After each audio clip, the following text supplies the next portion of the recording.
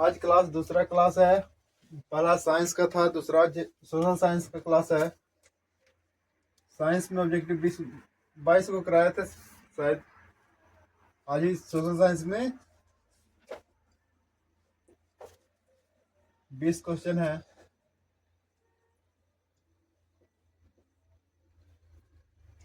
आज क्लास का दूसरा सेशन है। पहला क्वेश्चन है, गैरीबाल्डी पेशे से क्या था?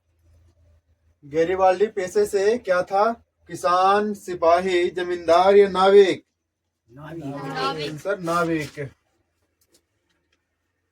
गैरीबाल्डी पेशे से क्या था? नाविक। नाविक मतलब नाव चलाने वाला। दूसरा क्वेश्चन है, ब्रिटेन में किस वर्ष सार्वजनिक व्यस्क मताधिकार को मान्यता मिली? यानी कि ब्रिटेन में सर्वप्रथम किस किस साल व्यस्क को यानी कि वोट देने का अधिकार मिला? तो किस साल था? 1906 में, 1911 में, 1918 में या 1931 में? 1918 में।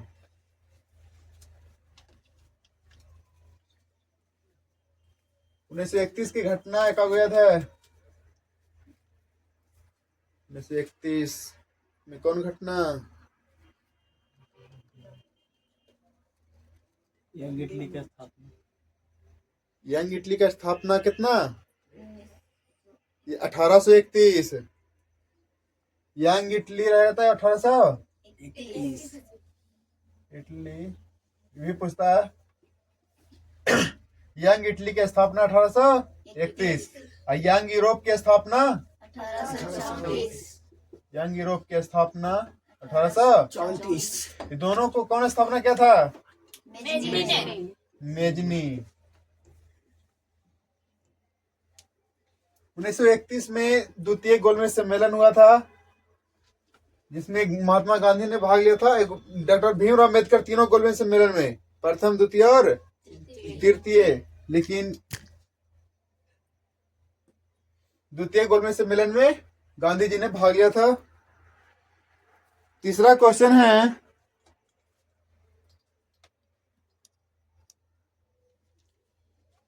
भारत में योजना आयोग का गठन कब हुआ? 15 मार्च 1950, 15 सितंबर 1950 या 15 अक्टूबर 1951 या इनमें से कोई नहीं? आंसर क्या होगा? 15 मार्च 1950। योजना आयोग का दूसरा नाम क्या कर दिया गया है? अब योजना आयोग को अब नाम चेंज करके क्या नाम रखा है? वित्त आयोग।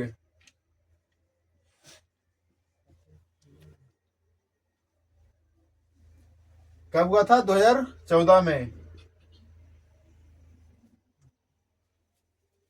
अगला क्वेश्चन है, किस क्षेत्र को तृतीय क्षेत्र कहा जाता है? किस क्षेत्र को तृतीय क्षेत्र कहा जाता है? सेवा क्षेत्र को या कृषि क्षेत्र को या औद्योगिक क्षेत्र को या इनमें से कोई नहीं? तृतीय क्षेत्र सेवा क्षेत्र को कहा जाता है। और कृषि क्षेत्र किसको? कृषि है प्रथम क्षेत्र और औद्योगिक कृषि प्रथम क्षेत्र, औद्योगिक द्वितीय क्षेत्र और सेवा क्षेत्र है जो तृतीय क्षेत्र है। इसमें अर्थव्यवस्था को 3 क्षेत्रों में बांटा है, प्राथमिक क्षेत्र, द्वितीय क्षेत्र और तृतीय क्षेत्र। सेवा क्षेत्र के एग्जाम्पल एक बता दो। बैंक, स्कूल, हॉस्पिटल, ये सब है सेवा क्षेत्र। कृषि में मत्स्य पालन, मुर्गी पालन, फसल उगाना, है ना। औद्योगिक में बिजली उत्पादन करना और कौन कौन सा उद्योग होता है? खनिज उत्पादन, है ना। अगला 5वां क्वेश्चन है, हिंद स्वराज पुस्तक किनकी रचना है? हिंद स्वराज पुस्तक किनकी रचना है? तिलक के, यानी बाल गंगाधर तिलक, गोपाल कृष्ण गोखले, या लाला लाजपत राय, या गांधी जी, या महात्मा गांधी जी। इसमें आंसर होगा हिंद स्वराज में गांधी जी। हिंद स्वराज पुस्तक किनकी रचना है? गांधी जी द्वारा लिखा गया है। इसमें गोपाल कृष्ण गोखले कौन थे? महात्मा गांधी के राजनीतिक गुरु। ये ऑब्जेक्टिव क्वेश्चन बनेगा कि महात्मा गांधी के राजनीतिक गुरु कौन थे? गोपाल कृष्ण गोखले। एगो हिंद स्वराज संगठन था जो जिसका अध्यक्ष था मोतीलाल नेहरू। हिंद स्वराज के अध्यक्ष कौन थे? मोतीलाल नेहरू। मोतीलाल नेहरू कौन थे? पता है किनका पिताजी? नेहरू के पंडित जवाहरलाल नेहरू के पिताजी मोतीलाल नेहरू। इसमें दो गो थे स्थापना करने में, लेकिन अध्यक्ष मोतीलाल नेहरू थे। एक और थे मोतीलाल नेहरू और चितरंजन दास।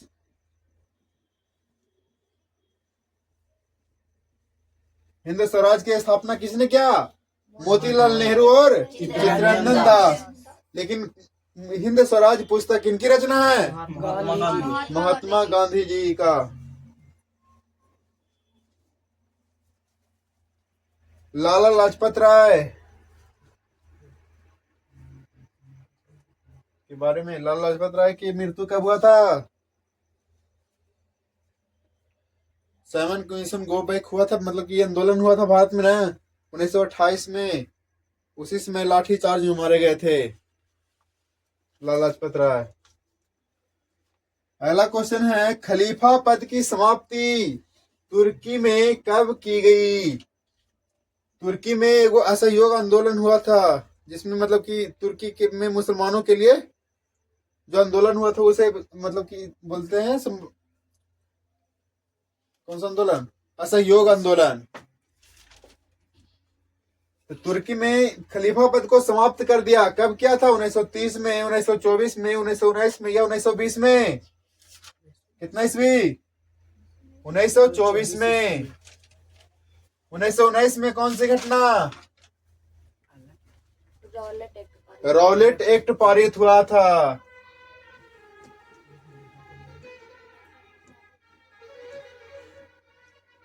1919 में रॉलेट एक्ट पारित हुआ था। एक और घटना है, पता है? जालियांवाला बाग हत्याकांड हुआ था 13 अप्रैल 1919 में। जालियांवाला बाग हत्याकांड, जालियांवाला बाग हत्याकांड, जालियांवाला बाग हत्याकांड, जालियांवाला बाग हत्याकांड कहाँ हुआ था? कहाँ हुआ था?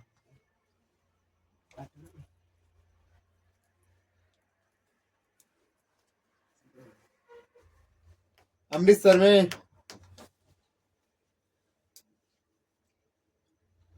कब हुआ था जालियांवाला बाग हत्याकांड? 13 अप्रैल 1919 ईस्वी में। और 1930 में दांडी यात्रा। दांडी यात्रा डेट याद है? 6 अप्रैल। 12 मार्च को स्टार्ट हुआ था, 6 अप्रैल को खत्म हुआ था। मतलब 6 अप्रैल तक को पहुंचे थे। साबरमती नदी, साबरमती जो आश्रम था उस आश्रम से चलना प्रारंभ किए थे 12 मार्च 1930 को और पहुंचे थे 6 अप्रैल 1930 को। यानी 24 दिन का सफर था।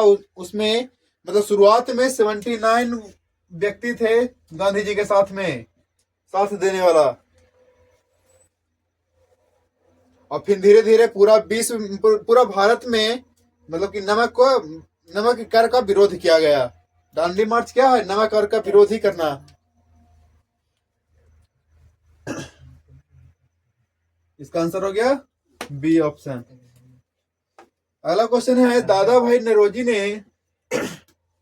भाई नौरोजी के अनुसार 1868 में भारत की प्रति व्यक्ति वार्षिक आय कितनी थी?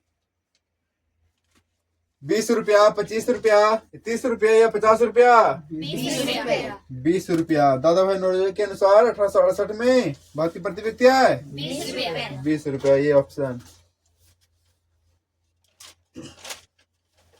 ऐसे क्वेश्चन ये भी रहेगा कि भारत में पहली बार प्रति व्यक्ति आय की गणना कब हुई?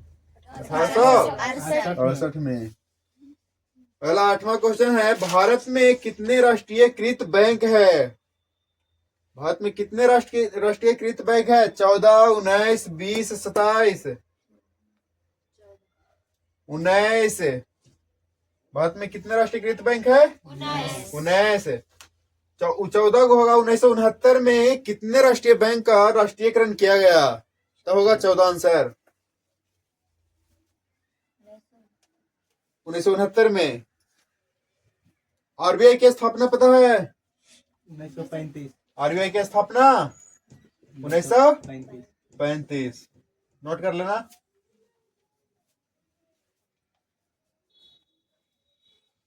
सभी बैंक किसके अंडर काम करता है? आरबीआई के अंडर।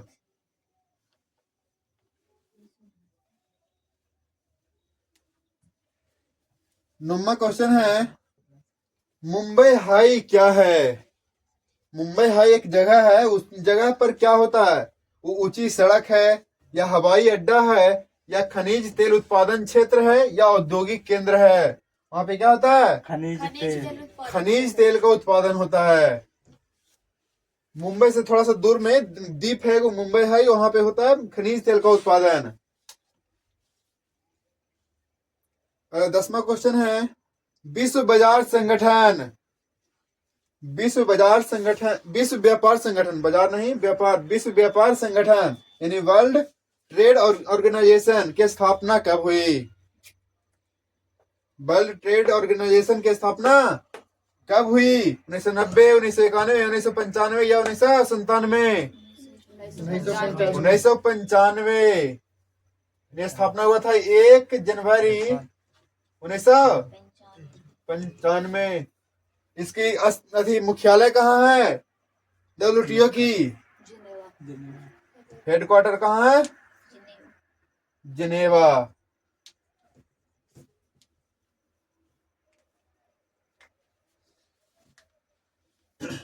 ग्यारह नंबर है, बिहार की खाली स्थान में यानी किस जगह में लिच्छवी गणराज फला फूला? लिच्छवी गणराज कहाँ पे मतलब ज्यादा प्रभावित हुआ था?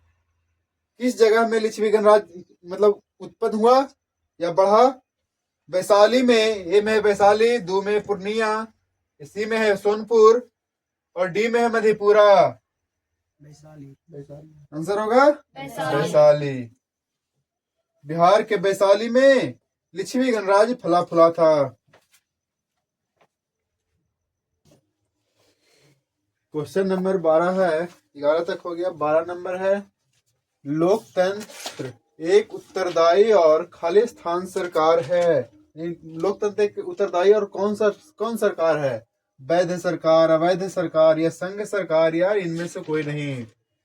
अवैध तो नहीं हो सकता लोकतंत्र का, कि विश्व में सबसे बढ़िया लोकतंत्र, सबसे बढ़िया शासन माना जाता है लोकतंत्र को, तो अवैध तो नहीं हो सकता है ना।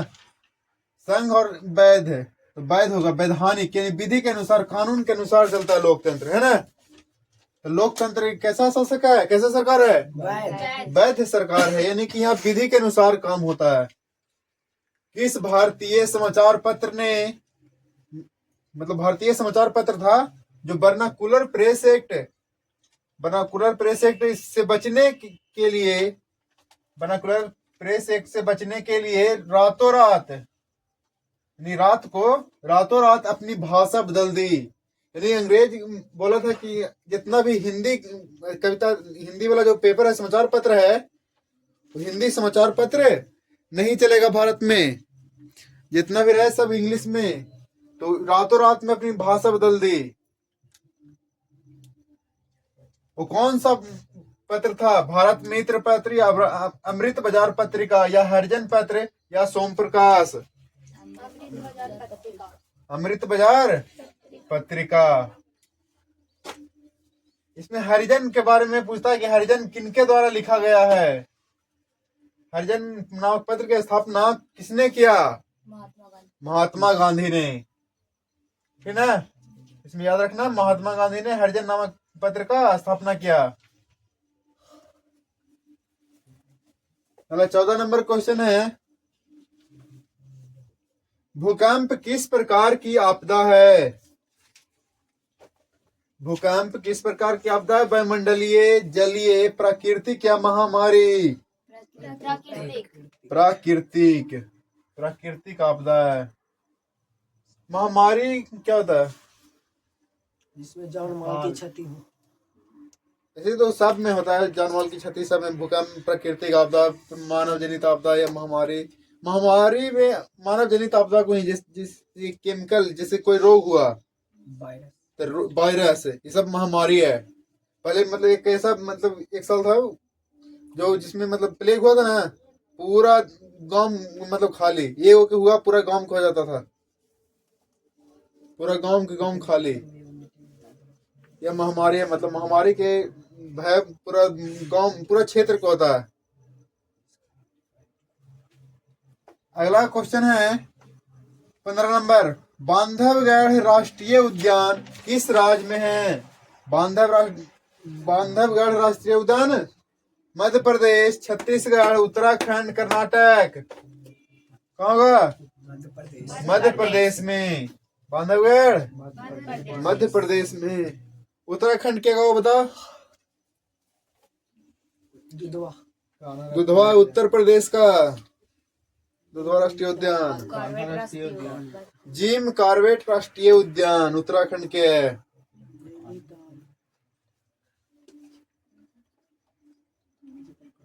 अगला नंबर है 16 नंबर, कौन लौह युक्त खनिज है? मैग्नीज, एब्रैक, बॉक्साइट या हीरा?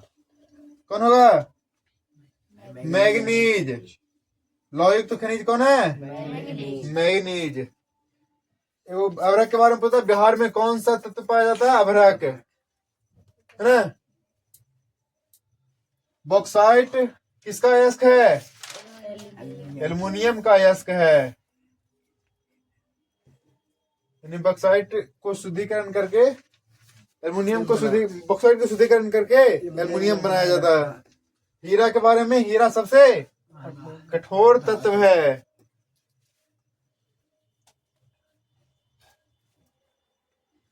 अगला 17 नंबर प्रश्न है, निम्न में से कौन सा पंचायती राज के त्रिस्तरीय संरचना का भाग नहीं है? पंचायती राज त्रिस्तरीय को संरचना 3 भागों में बांटा है। कौन कौन है? ग्राम स्तर पर ग्राम पंचायत, नगर स्तर पर नगर परिषद और पंचायत स्तर पर पंचायत समिति। इसमें ऑप्शन है ग्राम पंचायत, पंचायत समिति, जिला परिषद और राज्य परिषद। इनमें से कौन नहीं है? राज्य परिषद नहीं है। 18 नंबर क्वेश्चन है, भारत को कितने भूकंपीय क्षेत्रों में बांटा गया है? भारत को कितने भूकंपीय क्षेत्रों में बांटा गया है? ए में है 4, बी में है 3, सी में है 5 और डी में है 7। कितने क्षेत्र? 5 क्षेत्र। भूकंपीय कितने क्षेत्र हैं? 5 क्षेत्र है भारत में।